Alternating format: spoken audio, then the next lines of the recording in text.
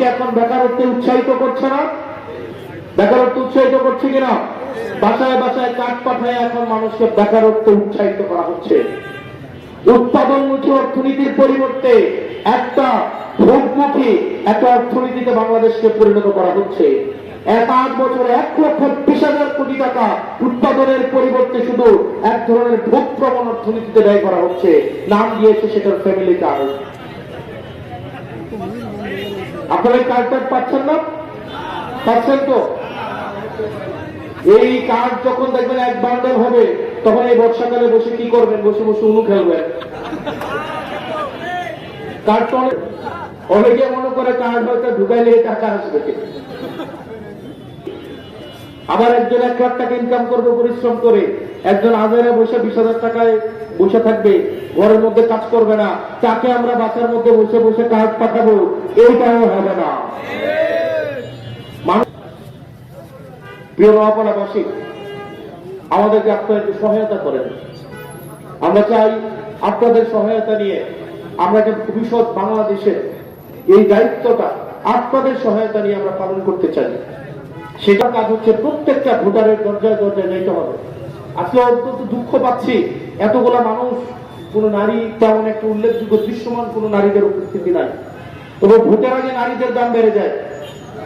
ভোটের আগে দেখবেন নারীদেরকে মাগো, খালাগো, বোনগো পায়ে ধরে রান্নাঘরে ঢুকে এরই খেতে নাই না ধান লাগানো শুরু করে দেয়, তাই না? তাই না? আবার ভোটের পরে 5 বছরও দেখা যায় না, গাড়ি থেকেই নামে না। আর ভোটের আগে কত অভিনয়, রান্নাঘরে ঢুকে গিয়ে গোবর দেওয়া শুরু করে, আলু লাগানো শুরু করে, এরকম আচরণ পাচ্ছি। কিন্তু ভোটের পরে আর নারীদেরকে সামনে আনে না। ভোটের পরে তখন আবার বিভিন্ন সূত্র তরিকা নিয়ে আসা হয় যে নারীদের এত কথা কি, নারীরা ঘরের মধ্যে বন্দি অবস্থায় থাকবে। আমরা কেমন বাংলাদেশ চাই? সমাজের 51%-এরও বেশি হচ্ছে নারী। এই নারীদেরকে আমরা বাহিরে রেখে আমরা কি কখনোই একটা সুষম বাংলাদেশ গড়তে পারবো? এটা কি সম্ভব? সম্ভব? মনে বলি নাই। আমরা কি বলছিলাম তখন? নারীদেরকে ঠিকই তখন মিছিলের সামনে রেখে বেড়ায় হচ্ছে পিছনে দাঁড়াইছিল, আর ক্ষমতার সময় আবার নারীদেরকে পিছনে দিয়ে বেড়ায় সামনে চলে যাবে। এই ধরনের বিচারিতা করা যাবে না। প্রত্যেকটা নারীর কাছে, প্রত্যেকটা মায়ের কাছে, প্রত্যেকটা বোনের কাছে নির্বাচনী প্রতিশ্রুতি নিয়ে যেতে হবে। একই সাথে সাথে রাজনৈতিক সিদ্ধান্তেও তাদেরকে অংশগ্রহণ করাইতে হবে।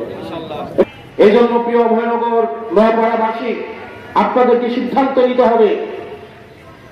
এই সিদ্ধান্ত আপনার। আপনি কি একদিন গোলামি করে 5 বছর গোলাম থাকতে চান, নাকি একদিন মালিকানা প্রয়োগ করে আপনার নেতাকে 5 বছর গোলামি করাতে চান? সিদ্ধান্ত আপনার। স্পষ্টতই যেই নেতা ভোটের আগের দিন আপনার দরজায় পয়সা নিয়ে আসে, মনে রাখতে হবে এই পয়সা কিন্তু সে আগামী 5 বছর ধরে আপনার পয়সাটাই সে তুলবে। আপনি যে 500 টাকা খেয়ে 10 লাখ টাকা খাওয়ার সুযোগ করে দিয়ে 5 বছর সাফার করবেন, নাকি যোগ্য প্রার্থীকে বিনা পয়সায় ভোট দিয়ে 5 বছর বিনা পয়সার সার্ভিস দেবেন? সিদ্ধান্ত আপনার। বরং হওয়ার কথা ছিল আমার ছেলে, আমার সন্তান নিজ যোগ্যতায় নিজ মেধায় চাকরি পাবে। অত্যন্ত পরিতাপের বিষয়, বিএনপি সরকার বলছিল তারা 5 বছরে 1 কোটি লোককে নাকি চাকরি দিবে। 5 বছরে যদি 1 কোটি লোককে চাকরি দেয়, 60 মাসে 1 কোটি, 60 মাসে যদি 1 কোটি হয়, তাহলে প্রতি মাসে অন্তত 1.5 লাখ। তাহলে 6 মাসে কয় লাখ? 9 লাখ। 9 লাখ টাকা। এখানে 9 জন চাকরি পাইছেন? চাকরি পাইছেন? অবশ্যই ঈদের পরে হয়তো চাকরি দিলেও দিতে পারে, তবে কোন ঈদের পরে এটা অবশ্য বিএনপি কখনোই বলে নাই। যেমন সংসদে দাঁড়িয়ে স্বরাষ্ট্রমন্ত্রী বলেছিলেন ঈদের পরে মাদকের বিরুদ্ধে অভিযান হবে। রোজার ঈদ গেল, কুরবান ঈদ গেল, ঈদের পর আর আসলো না। মাদকের বিরুদ্ধে অভিযান তো দূরে থাক, বরং উনার এলাকা মাদকের সরবরাহ হিসেবে পরিণত হয়েছে। প্রিয়বাসী, বাংলাদেশটা আমাদের, দায়িত্বটা আমাদের নিতে হবে। সিদ্ধান্ত নেন। আমাদের জন্য ভারত নাই, ইংল্যান্ডও নাই, পয়সা নাই যে আমরা পায়ে আমেরিকা যেতে পারবো।